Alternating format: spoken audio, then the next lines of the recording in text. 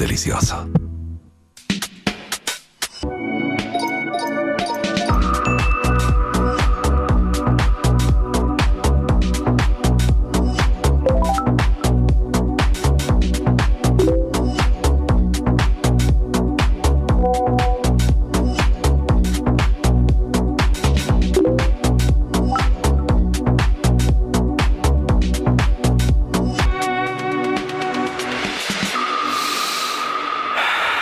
Oxígeno, la revista que se respira.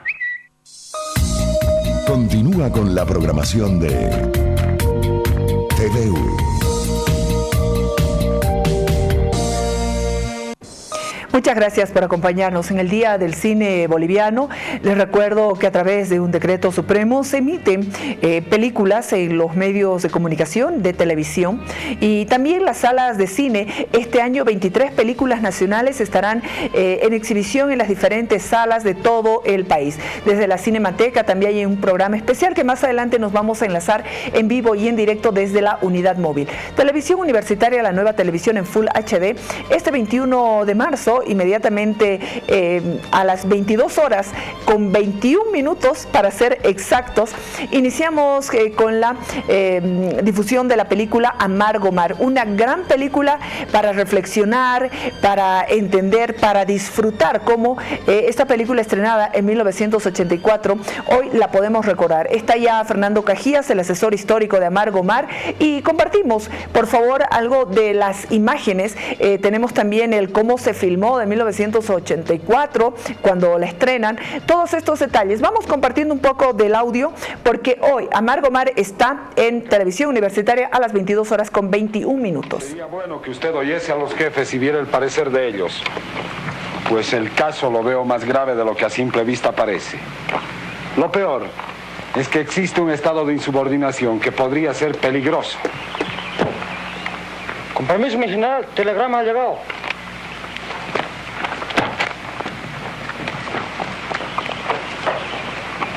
Coronel Camacho, convoque al Consejo de Guerra de inmediato.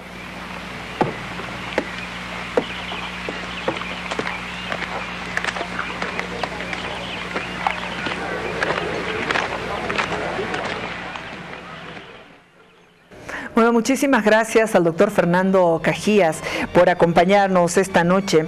Esta película, doctor, gracias por acompañarnos. ¿Qué significa para usted? Imagínese toda la fuerza y toda la pasión en historia que usted le puso, ¿no? Bienvenido. Bueno, la verdad es que es uno de mis mejores recuerdos, ¿no? Por la realización.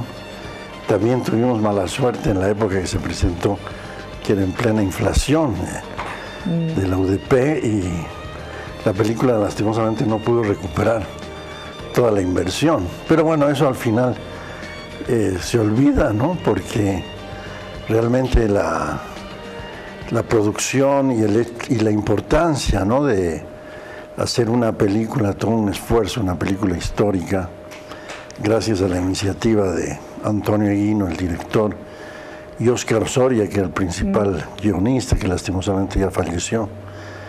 Bueno, yo acababa de publicar mi libro de la historia de Atacama, y me llamó Antonio Eguino, me acuerdo, en el entonces Café Tokio. Entonces me planteó si podía ayudar con la parte de asesoramiento histórico. Y bueno, era justamente para celebrar el centenario, no celebrar, ¿no? Recordar. La idea inicial de Antonio Eguino era estrenarlo en 1979, ¿no? Año en que se conmemoraba el centenario del inicio de la conflagración con Chile. Y bueno, pero a medida que el proyecto se puso en marcha, también, como usted dice, empezaron a surgir los problemas. El director, tengo entendido que deseaba dar un enfoque historicista, ¿no? De historia, y no un drama totalmente inventado al film. Y así fueron pasando 5 años y en 1984 se la estrena. Mire, justamente el otro asesor histórico... ¿Edgar Oblitas o Roberto? Roberto Flores también fue, ¿no? Roberto Flores. Sí, sí. Ellos publicaron por ese entonces algo así como la historia secreta de la Guerra del Pacífico. Y si bien yo no estoy hasta ahora de acuerdo con todos los puntos de vista, me pareció muy importante hacer una revisión de lo que había sido la historia de la guerra, sobre todo en la parte militar. Sí, sí. Porque lastimosamente fue un poco un desastre, se puede decir autocríticamente, ¿no? Y el argumento histórico es que constantemente se echó la culpa a Daza, ¿no? Sí. Y inclusive había mitos inventados por un historiador chileno de que Daza no había dado la noticia a tiempo por seguir festejando el carnaval. Y a veces llega el 14 de febrero y todavía algunos periodistas llaman y dicen, ¿y qué opina de que Daza ocultó la noticia? Pues, bueno, hace ya creo que 30 años se ha venido afirmando que eso es falso, ¿no? La tesis de la película muestra que Hilarión Daza no era tan villano como lo pintan, ¿no? No, por supuesto. Y ya que tuvo momentos de gran heroísmo, y hoy día la van a poder disfrutar la película, y Narciso Campero tuvo un grado también de responsabilidad muy grande, ¿no? Indudablemente esa es la tesis de la película. La ¿no? tesis, por eso. Que Daza no era el único culpable. Yo pienso que sí tuvo un grado de culpa, y como usted dice luego en la evolución del debate y sobre todo el actor que hacía de Daza, sí tuvo un grado de irresponsabilidad, pero no en la manera como la élite de ese momento logró ocultar sus propias culpas y concentrar todo en la figura de Daza, porque inclusive la retirada de Camarones es una retirada que se le atribuye solo a él, cuando todo su comando fue el que empujó y apoyó toda esa idea. Y la otra gran pregunta era por qué Narciso Campero y la Quinta División nunca entraron en el campo de batalla, ¿no? Esa pregunta la vamos a responder mostrando también algunas imágenes importantes.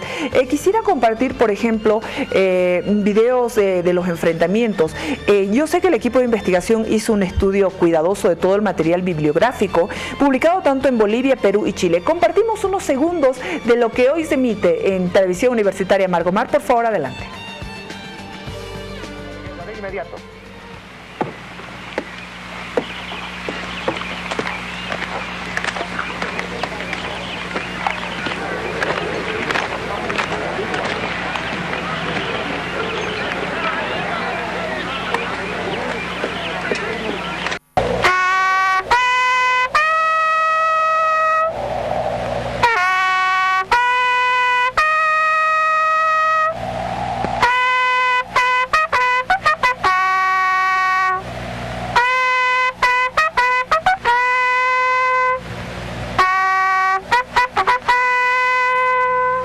Y finalmente, después de 9 meses que nuestro litoral se hallaba ocupado, salimos de San Cristóbal 130 hombres del escuadrón de francotiradores al mando del coronel Rufino Carrasco el 24 de noviembre de 1879, rumbo a Atacama. Nos guiaba el destino. Bueno, ahí estamos viendo algunas de las imágenes. Don Fernando Cajías, uno de los asesores históricos de Margomar, que hoy ustedes la van a poder apreciar a partir de las 22:20. Contar la historia, el tema militar, por favor, ¿dónde hubo la mayor coincidencia con todos y con el director Antonio Eguino? Bueno, la mayor coincidencia, como decía, es que había que presentar una nueva visión. Bueno, nueva decir, hacer visible una controversia que ya hubo en esa época, porque nuestra base y la base de los historiadores que hemos mencionado, que hablamos de la historia secreta de la Guerra del Pacífico, se basaba en una folletería enorme, porque esta discusión contra Aniceto Arce, contra Narciso Campero, existió en esa época, ¿no? Por lo tanto, nosotros tomamos posición frente a uno de los sectores de la evaluación de la guerra, que establecía que existía todo un movimiento, toda una serie de intereses económicos entre parte de la minería del sur con los intereses anglo-chilenos de la costa. Por otra parte, el hecho de proteger también las minas de Aniceto Arce y así no, y mantener la quinta división como protegiendo esas minas Sí. y no entrar a la batalla. Pero también, como digo, ya viendo en el largo de todo, después de tanto tiempo que ha pasado, claro que también Daza tuvo su cuota de culpa, ¿no? En general, y por supuesto el mando peruano, ¿no? Claro, En claro. este desastre militar de la guerra, que indudablemente existieron actos de heroísmo como el de Calama, la batalla del Alto de la Alianza y otro tipo de acontecimientos, pero en general la dirección de la guerra fue terrible, ¿no? Hubo meses largos en que no se entraron a Bretaña. Y lo que acaban de mostrar es muy importante porque se reivindicó en la película la figura de Rufino Carrasco, Sí. que desobedeciendo las órdenes de Campero, sí Campero. se penetró, mostrando que si hubiera entrado una gran tropa, si por lo menos se hubiera recuperado Calama y actualmente estaríamos dueños de las minas de Chuquicamata, ¿no? Y esa batalla que en ese caso yo la logré documentar. Usted la yendo al documenta, Archivo ¿no? Nacional, Sí, sí, sí. y ahí descubrí todo el parte y todo el acontecimiento. Y bueno, también es importante notar que nosotros fuimos por todo el litoral boliviano antes de la filmación Por para eso lograr tardó, las ¿no? locaciones. Por eso tardó también todo este proceso de investigación de 5 años. Terminó de que la película que estaba pensada por Antonio Eguino para 1979 se termina estrenando en 1984. Don Fernando, quisiera compartir con usted la parte de la quinta división, donde además a todos ustedes, amigos televidentes, les voy a pedir que reconozcamos a Fernando Cajías, que está también de actor. Permiso, adelante, por favor. Tenemos información que los vecinos de Calama esperan ansiosos nuestro avance. Tienen víveres y forraje para cooperar en la retoma de Calama. Bueno, yo no tengo palabra. Yo apoyo al coronel Carrasco y me solidarizo con él. Pido que se envíen tropas hacia Calama. Y a mí, que se me incluya, mi general. General Campero, le pido que usted ordene ahora mismo la partida de mi vanguardia. Ese es el gran cantor chapaco Lorenzo Aldana Sí, sí. cantó con Nilo Soruco en Los Montoneros de Méndez, ¿no? El que hace de Rufino Carrasco.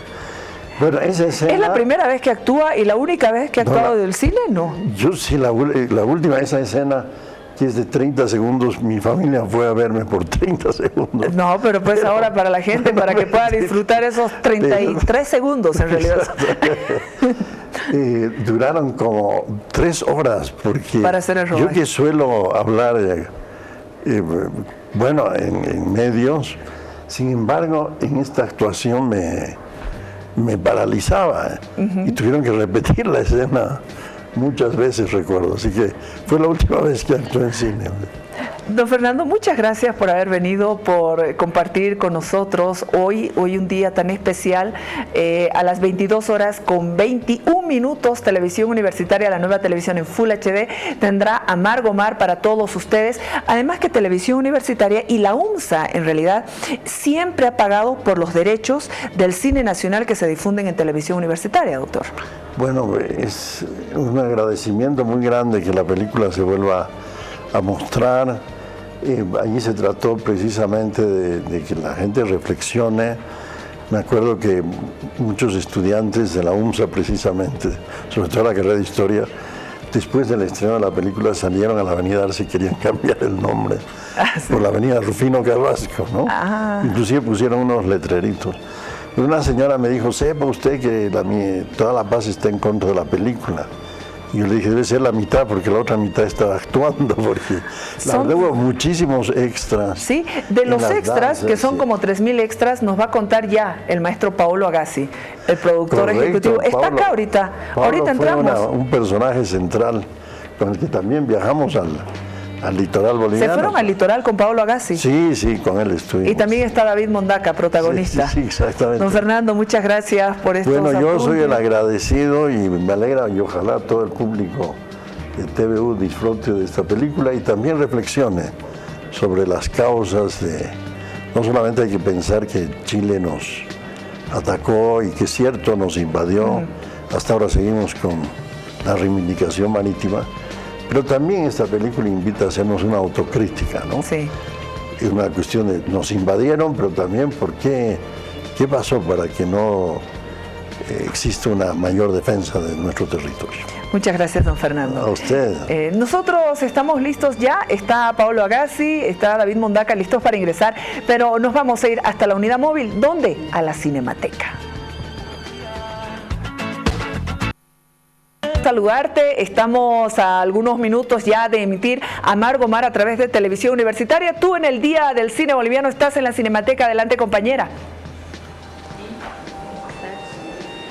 Muchas gracias, Jimena, buenas noches. Usted lo decía, estamos en la Cinemateca, estamos con la directora precisamente de la Cinemateca, la señora Mela Márquez. ¿Cómo está, señora Mela Márquez? Qué gusto poder saludarla hoy también en el Día del Cine.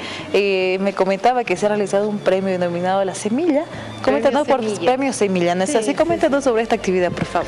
Bueno, muy felices. Hemos entregado este año el Premio Semilla, que es un premio creado por la Fundación Cinemateca Boliviana para reconocer a creadores y gestores y parte de la industria del cine boliviano en sus diversas actividades. Este año hemos dedicado el premio en la parte de la creatividad por su aporte invalorable a la creación cinematográfica a don Marcos Loaiza, como bien todos lo conocen, el autor de Cuestión de Fe y Averno y todas otras películas tan importantes y conocidas. Y el otro premio está dirigido, ha sido entregado a Iván Sanginés. Iván Sanginés es el director de CEFREG, del Centro de Estudios de Formación dedicado a los pueblos indígenas de Bolivia. Él ha sacrificado un poco esta parte de su realización personal para tener esta realización comunitaria a través de la formación de los indígenas de tierras altas y tierras bajas en cinematografía. ¿Se ha dividido en categorías tal vez este premio Semilla? No son categorías, sino son dos vertientes. Una vertiente que es la vertiente estrictamente creativa, que va, por ejemplo, a directores o a actores. Por ejemplo, la primera edición del premio fue entregado a doña Norma Merlo, porque ha puesto una semilla en la Cinemateca, pero no solamente desde el punto de vista de haber apoyado incondicionalmente detrás de las bambalinas de don Pedro Sus, sino también una actriz importante que ha estado en diversas películas, y también porque ella empezó la campaña para crear esta Cinemateca. Es más, el ícono del premio es ella vestida de Chaplin entregando la primera recolecta que se hizo, fue vestida hacia el banco para entregar el primer fondo que se recolectó para la construcción de esto. Entonces ella es una semilla del cine. Y igual que hemos hecho, por ejemplo, otros años hemos entregado al foquista más importante, que es Delgado, Freddy Delgado. Entonces, no solamente directores, actores, sino a todos los. Y la otra vertiente es gestores, como en el caso y formadores, como el caso de Iván Sanginés. Sin duda una gran iniciativa, señora Mela, desde el premio Semilla, Jimena, que se ha llevado a cabo precisamente en la Cinemateca hoy con relación al Día del Cine en Bolivia. Es la actividad que se llevaba a cabo desde esta ubicación. Jimena. Muchísimas gracias, Ale. Muy amable, un cariñoso abrazo también a Mela Márquez. Gracias, Ale. Mela Márquez fue asistente de producción de Amargo Mar, la película que hoy a las 22:21 usted tendrá la posibilidad de ver. Paolo Agassi, productor ejecutivo de esta gran película, David Mondaca, el protagonista de la película. Bienvenidos, qué gusto poder estar con ustedes en un momento tan especial, por las circunstancias y por todo. Gracias, Jimena, y un gusto siempre estar acá en tu programa, ¿no? Y en un día como hoy, que es un día especial para los cineastas, para los actores, en fin. Y efectivamente estoy acordando que Amargo Mar fue mi primer trabajo como productor. Y fue, digamos, un comienzo, una película complicadísima, porque tú sabes bien, David, ¿no? Lo complicado que fue, como todas las películas históricas. Claro. Hay dificultades muy grandes, por ejemplo, de reconstruir las ambientaciones, el vestuario, y Amargo Mar fue realmente un reto para la época, sobre todo, muy, muy duro, muy, muy fuerte. David. Hola, Jimena, buenas noches. Gracias por recibirnos en tu espacio.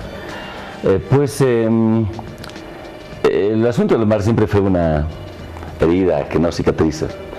Ahora viendo esas escenas de la película como que me invade un estremecimiento, ¿no? de lo que fue una de las producciones más ambiciosas seguramente del cine nacional, y tocando un tema así tan sensible.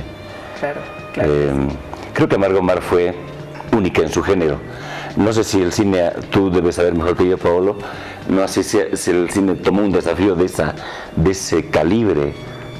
Yo creo que de las películas históricas se han hecho varias, evidentemente, para no ir muy lejos. Por ejemplo, Jorge Sanginés, claro, con sus últimas películas, Juana Zurduy, en fin, también una película de época. Pero en el caso de Amargo Mar, la magnitud, digamos, de la movilización de Extra, por ejemplo, porque claro, obviamente tenías que reconstruir hechos históricos como la salida de la quinta división que se iba a la guerra, ¿no? En Tarija, que fue 3.000 extras fueron. Una cosa monstruosa, una cosa inmensa, ¿no? Y muy difícil, porque evidentemente para esta película hemos contado con el apoyo de las Fuerzas Armadas. Recuerdo el general Lucio Áñez, que nos dio un apoyo, era comandante en jefe, en ese momento nos dio un apoyo fundamental. Recuerdo, por ejemplo, los caballos. Estamos viendo ahí que una de las dificultades más grandes en las películas son justamente los caballos. Tratar a los animales, porque los caballos, igual que a las personas, hay que alojarlos, alimentarlos, curarlos, transportarlos, ¿no? Y es un desafío. Esta escena, por ejemplo, las hicimos en la cordillera. Entonces fue muy complicado. De hecho, yo creo que de las películas en las cuales he participado, o como director o como director de producción, esta ha sido indudablemente la más difícil. Y hay que reconocer una cosa, además, digamos, de la magnitud del proyecto cinematográfico en sí. Amargo Mar marcó un hito porque replanteaba el enfoque histórico de lo que siempre tradicionalmente se consideraba la guerra del Pacífico. De golpe hay otra tesis. Y cuando salió la película, recuerdo que, y eso no sé si es bueno o es malo, cuando salió la película causó un sinfín de polémicas, de discusiones, sí, y dejó un poquito en un segundo plano el aspecto estrictamente cinematográfico. Pero reconstruir esas escenas con tantos extras, recuerdo por ejemplo la salida de la quinta división en Tarija, que la filmamos no precisamente en Tarija, en un pueblo cercano, que fue impresionante porque estaban los soldados, estaba la gente vestida de época que despedía la quinta división. Fue realmente un reto muy complicado, y siendo mi primer trabajo como productor, no sé cómo he logrado sobrevivir. Precisamente don Fernando Cajías decía, termina la película, mitad de La Paz, dice, se acerca una señora y le dice, está en contra de la película, y Fernando Cajías le dice, la otra mitad está en la película. Bueno, es un buen recuerdo, efectivamente. Sí. Fue una movilización muy grande, porque hay que tomar en cuenta que además de vestir a la gente de la época, hay que alimentar a la gente. 3.000 extra en determinados momentos era una cosa, yo ni me acuerdo.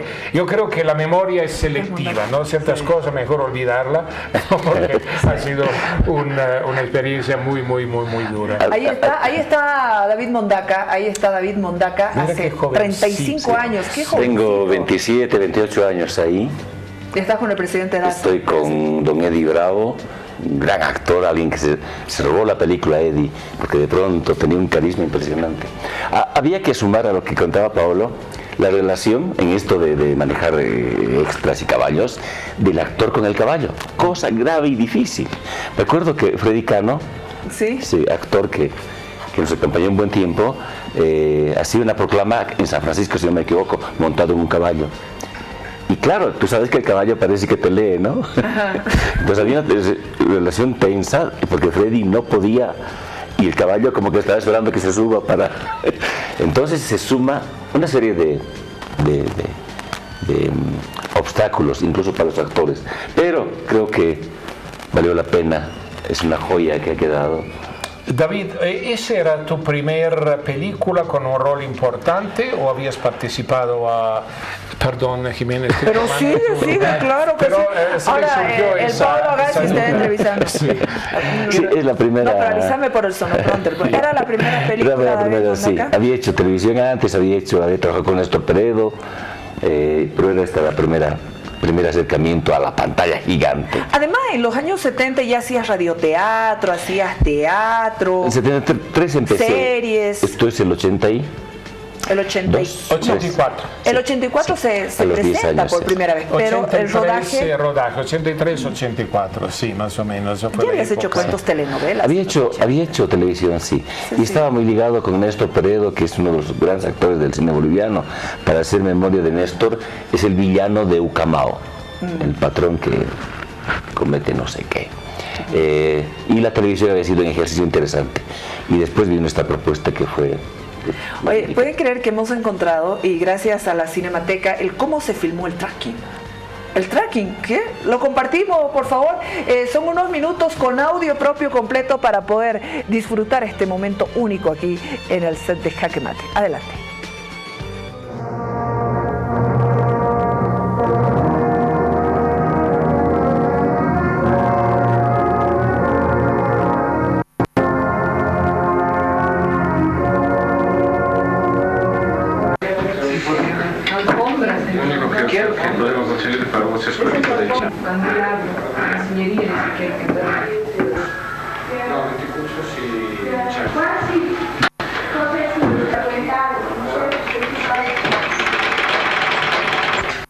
Problema que tiene que ser usadito, porque si no son blancos.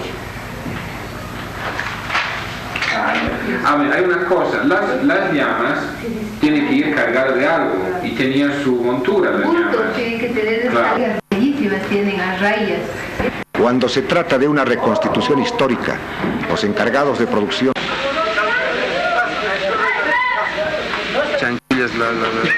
Hubieron también gratos momentos que nos permitieron aliviar las tensiones y reparar el desgaste físico.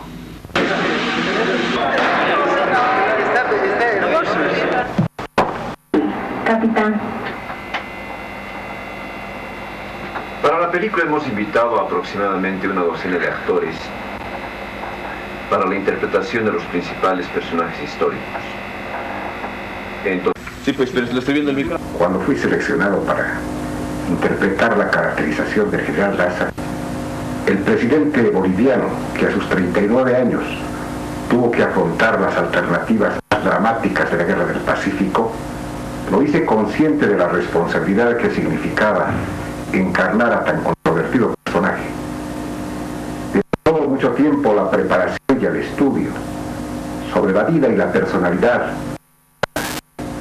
en base a testimonios históricos que han permitido esclarecer definitivamente su actuación. ¿Qué has dicho con este tracking que hemos logrado? Me quedé sorprendido porque creo que nunca lo había visto. Yo tampoco. Tú tampoco lo habías visto. Y es notable. Y bueno, para eso sirve la Cinemateca, ¿no? Que es el repositorio, digamos, sí, de los momentos históricos del cine boliviano. Qué bien que lo hayan tenido. ¿Has visto el vestuario, cómo se va manejando? Un Antonio Eguino también ahí. Tengo una anécdota muy bonita. Resulta que estamos filmando en Río Abajo una escena de batalla. Entonces yo sé que era una jornada muy difícil y decidimos para ese día, para la comida, hacer algo especial. Y decidimos hacer un chanchito al horno para todo el equipo, ¿no? Entonces vamos, la responsable digamos de la comida se va a un horno para hornear el chanchito, pero no me acuerdo qué era, había otras cosas. En pocas palabras, llega a la 1, llega a las 2, llega a las 3 de la tarde, el chanchito no estaba listo. Entonces, ¿qué hicimos? Desesperado, la gente estaba ahí río abajo, tenía hambre, etc. Y decidimos que lo más rápido era lo típico, sándwich de palta.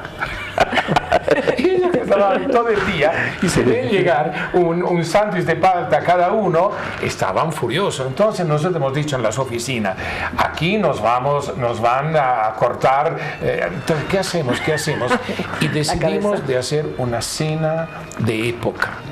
con José Bosso, que era el encargado de escenografía, decidimos armar un salón de época con todas las herramientas que teníamos, ¿no? Con cortinas, con todo, con candelabro, con vela, y le hemos servido a la cena. Los tipos llegan todos furiosos a comer el sándwich de palta y cuando ven esa cosa se han quedado pasmados, no han dicho absolutamente nada. De eso nos salvamos. Fue una ahí se salvaron de que les corten el cuello. Así es, así es.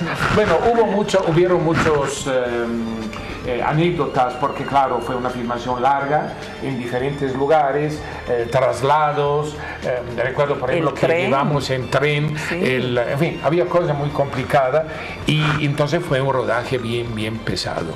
Ahora Antonio Guino a mí me acusa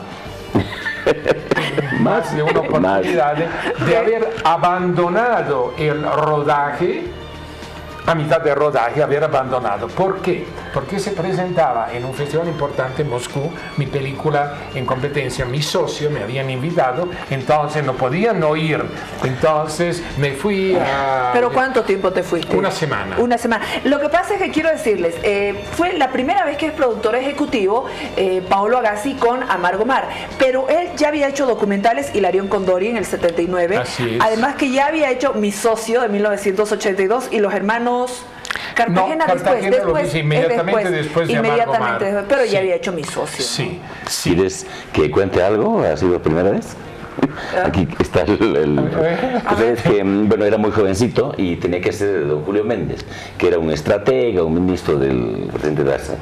Y como era muy joven, bueno, y tenía una abundante cabellera por entonces, me mandan para caracterizar al personaje que me haga un teñido acá, un decolorante, se llama, ¿no? Ajá, un blanco. Un mechón, antes que los packs estén de moda. Entonces, bien, muy bien, aparezco. Luego tengo un tiempo sin filmar, luego vuelvo a filmar, me vuelven a hacer el teñido ese, el quitar el color. Y bueno, termina la película y un día me estoy peinando y me quedo con mi jopo. Así que... ¿Eso te cayó? Se me cayó, sí. Se habrá quemado tanto. Se te ha quemado tu cabello y desde ahí empezó. Claro, ahí empezó. Eso fue el principio del film. Así que aprovecho la oportunidad de contarlo. Oye, pero las imágenes, los actores, qué elenco, qué grandes protagonistas. Estábamos revisando con Fernando Cajías. Ahí el Fernando Cajías, 30 segundos de fama tiene también. Sí.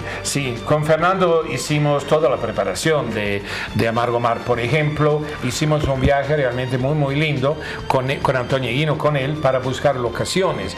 Hicimos un viaje por tierra hasta el sur Lipes, pasando por todos los pueblos que tuvieron que recorrer cuando la quinta división se fue a la guerra, ¿no? Entonces fue una experiencia hermosísima, ¿no? Y bueno, descubrimos lugares que después sirvieron también para otras películas, ¿no? Porque evidentemente había lugares poco conocidos y que eran muy interesantes, sobre todo justamente por eso, porque no habían sido utilizados nunca en una película. Después ya se repitió, digamos, esa experiencia. Entonces Fernando participó muy activamente. Muy activamente, muy emocionado. De las escenas más difíciles, me imagino, las de la cumbre, ¿no? Claro. Caballos, actores, clima. El clima. ¿Fernando? Sí.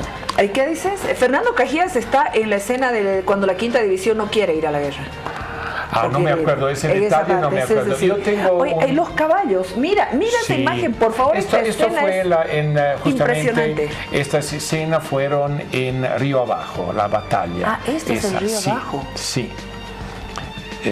Sí, no, pero yo en ninguna película yo he visto, digamos, boliviana, ¿no? Escenas de esa magnitud, ¿no? Combates, en fin. Hubieron muchos problemas, evidentemente, pero repito, hay que reconocer el apoyo de las Fuerzas Armadas, ¿no? En eso, con los colorados, ¿no? En sus diferentes tipos de vestuario. Pero aún así, que nos prestaron mucho, tuvimos nosotros que confeccionar muchos uniformes. Hemos visto la imagen, ¿no? De la gente que trabajó. Lo que más trabajaban en era justamente el departamento de vestuario, ¿no? Mira estas escenas, y en esa época no había dobles de acción, ¿eh? Eso eran los actores que se caían de verdad. Porque ahora se utilizan, digamos, muchos trucos, se repite en postproducción, pero en esa época, mira, yo tengo un problema que yo nunca vuelvo a ver las películas en las cuales he participado, nunca. ¿Por qué? No No sé, no me gusta. No me gusta. Da cosa. La cosa, a vos tampoco, ¿no? ¿Te gusta? No me gusta. Y ahora ver esto es como si estuviera viendo la primera vez, ¿no? Entonces ahora ya es como si de golpe una oleada de recuerdos se vienen encima, porque viendo las imágenes uno se acuerda, digamos, muchos detalles. Y a mí me sorprende detrás? la acción que tiene estas escenas. ¿Cómo se ha construido la historia? La imagen, el ritmo, ¿no? El ritmo, sí. La misma luz. El viento, bueno, el viento y todo ha jugado, claro. Las cosas. Claro, en esa época además no había como hay ahora, que hay máquinas de efectos donde, por ejemplo, tú puedes crear humo, puedes crear viento. En ese entonces no. Pues. Las escenas, por ejemplo, en la cumbre que hemos filmado eran de verdad. En esta escena, ¿no? Y por eso a mí me sorprende cuando yo vuelvo a ver películas en las cuales he participado, porque recuerdo imágenes que había olvidado y sobre todo me sorprendo el rigor que había, las limitaciones que había en esa época técnica, pero estaban compensadas por mucho rigor en la puesta en escena, en la preparación. Rigor. Y ahí la palabra clave, claro, ¿no? Para todos aquellos detractores que dicen no está pegada la historia, hay géneros en cine. Acá hay una historia también romántica y en función de eso es que se va armando también. Eso tal vez podríamos explicarlo a la gente porque enseguida ya emitimos Amargo Mar. Bueno, la película, digamos, el guión original, al cual hemos trabajado varios, el guión original pero lo escribió Oscar Soria, pero sobre eso después hubo una participación, una colaboración del Fernando Quilla, parte histórica, Antonio Eguino, mi persona. Entonces el guión fue, la tesis histórica fue sobreponiéndose a la historia original. La historia original era de la Rabona que se iba a la guerra, ¿no? Y Enriqueta Ulloa se iba a la guerra para acompañar a su amor, el capitán, así. Pero claro, esa historia se fue en cierta medida diluyendo porque la decisión de reinterpretar la historia yendo en contra de ciertos, digamos, clichés o ciertas convenciones que se habían manejado hasta ese momento hizo, digamos, que tomó un peso mucho más grande. Ahí tenemos, ahí está la Enriqueta Ulloa, tan jovencita, Eddie Bravo, Alfredo Rivera, Edgar Vargas, David Mondaca, Enriqueta Ulloa, también se la ven Inón Dávalos. Oye, un gran reparto. Daniel del Castelo, Orlando Sacha, que es un gran actor de origen argentina, que pero hizo toda su carrera en el Perú, gran actor Orlando Sacha. Bueno, en unos minutos más emitimos, nos vamos a ir ya despidiendo. Paolo, David, esta historia, Amargo Mar, de todas las experiencias que han tenido en cine, ¿qué significa hoy cuando estás viendo estas imágenes? Paolo, primero contigo, a ver, cuéntame.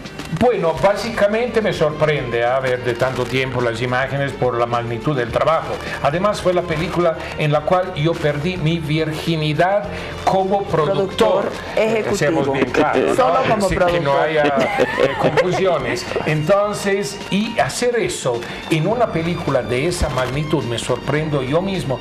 Si me propusiera en este momento de volver a hacer así, no sé si aceptaría ese Hace reto. 35 años. Así es.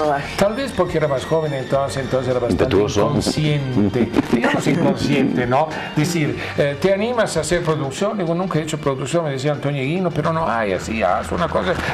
Bueno, ni modo, la haremos, ¿no? Ahora no sé si aceptaría tan fácilmente una cosa así. Pero es evidente, fue una experiencia muy